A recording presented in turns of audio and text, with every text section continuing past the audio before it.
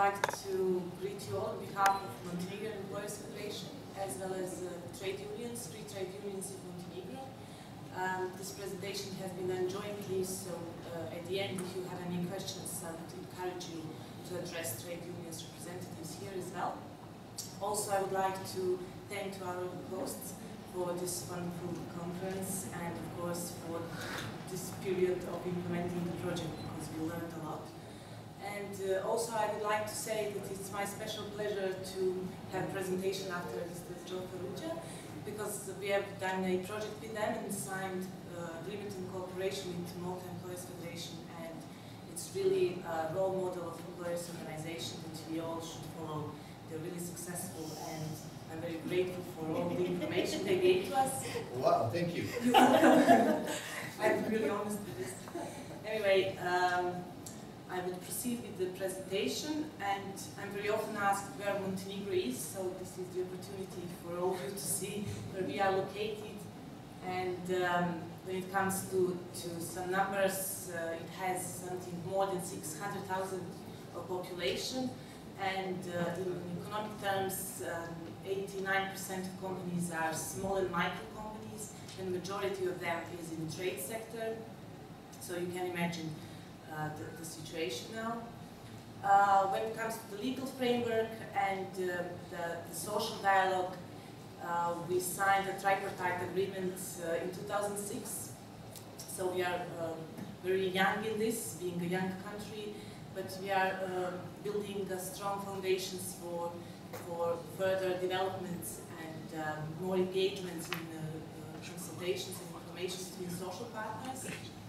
And for the first time in 2006, in Constitution of Montenegro, the Social Council or Economic and Social Council was recognized, and today it's only a Social Council, although the economic issues are as well discussed on those sessions. The law was adopted on Social Council in 2007 and amended in 2011 and 2013. We also have the law on representativity of trade unions adopted in 2010 upon the pluralism of trade unions, and also the labor law and general collective agreements are the documents which are defining the position and role of social partners. I told that already about the Social Council of Montenegro, but we are trying to develop the social dialogue and consultations on local level.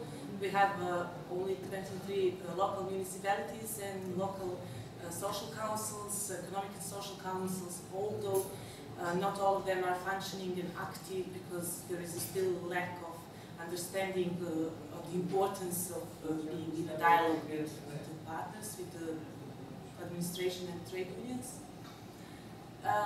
When it comes to institution, I would like to emphasize here the importance of the Agency for Amicable Labor Dispute Settlement.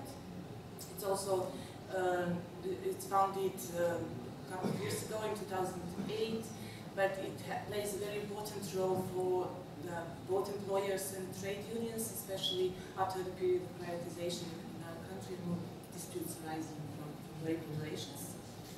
Also, as social partners, we participate in different managing board of different institutions. I guess the situation is more or less similar in other countries.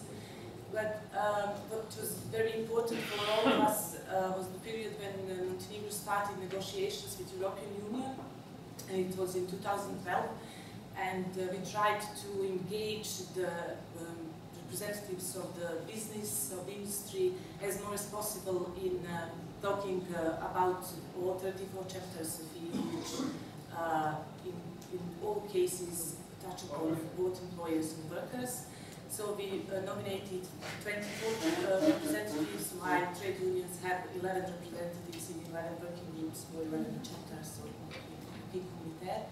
I guess all young EU countries are aware what is JCC, or Joint Consultative Committee with EU. And it is also a very important place for employers and trade unions to send their message, to inform and to get as more information as possible about the situation in the European Union, and to present the perspective of social partners to the EU side. So here is some articles from the Law and Social Council of Montenegro saying what is the role of the Social Council, why is how it's composed, and what it has to do with all the industrial issues.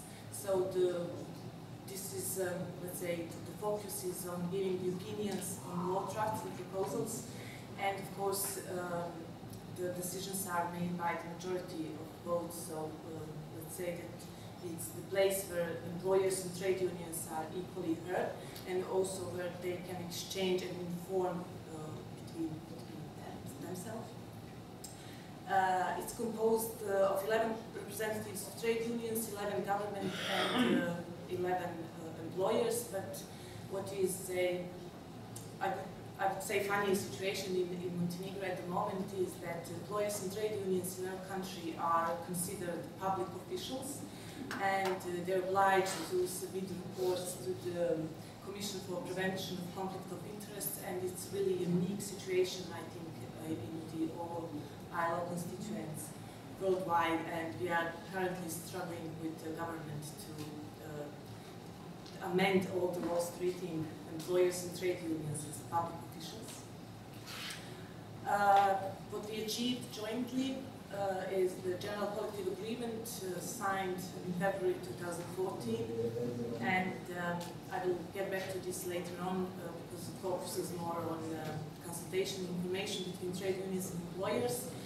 Also, we have 17 branch collective agreements, and 12 of them are related to the industry. Currently, we are negotiating 4 of them, but 4 are recently signed. Recently, I mean in the last 3 or 4 years. Also, the labor law, it was first it was adopted in 2008, then amended in 2011, and it was after a long period of negotiations between trade unions and employers. And I'd like you all to see my colleagues from the working group. It was really exhausting job for them, but also for the trade unions, and that even made bonds stronger between them because they survived all. Here are some laws listed, what they did jointly, I mean what we and trade unions did jointly, and probably those are the best possible solutions at the moment, although everything needs to be improved. Here are the articles of the General Collective Agreement saying about the consultations and information. Basically, employers is obliged to address trade unions or representatives of employees in the company about every major change the employers is about to take in the company, and also employer is obliged to report to the trade unions about the financial results, about the development plans, any planned introduction of new technologies or economic and social changes in the company. Of course, employers is obliged to give the list of all employees and to give their positions and qualification structure, but also about the calculate gross and net wages. And of course, I think this is anyway also setting other legal documents to record occupational injuries and take security measures. When it comes to the best practices of information and consultations, we have heard a lot about this morning, and I'd like here to emphasize the difference between Montenegrin economy, Montenegrin companies, and other economies in older EU countries, of course in younger as well.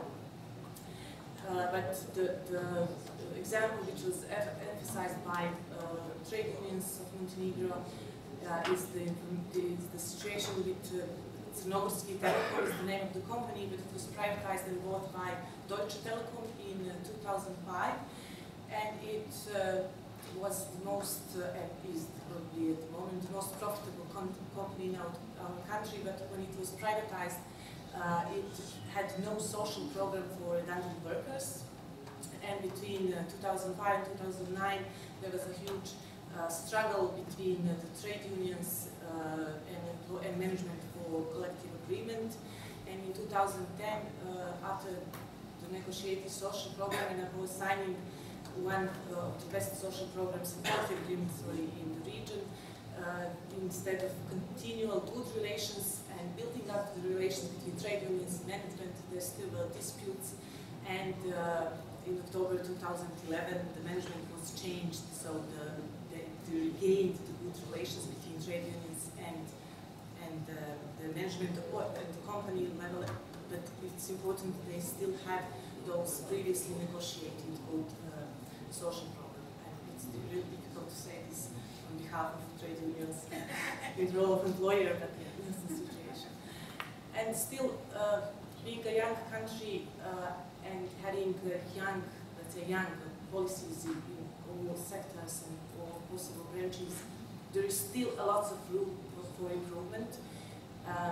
Of course, we can complain on many different topics.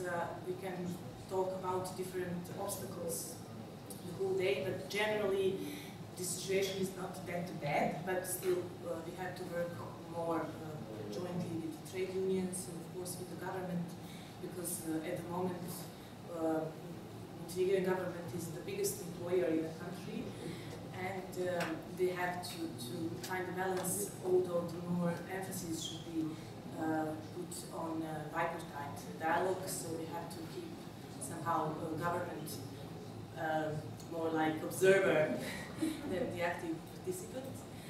And we still have issues that we need to deal with, which are related to the old branch collective agreements. Some of them are even from 2004 or even before, and signed by Chamber of Commerce in Montenegro.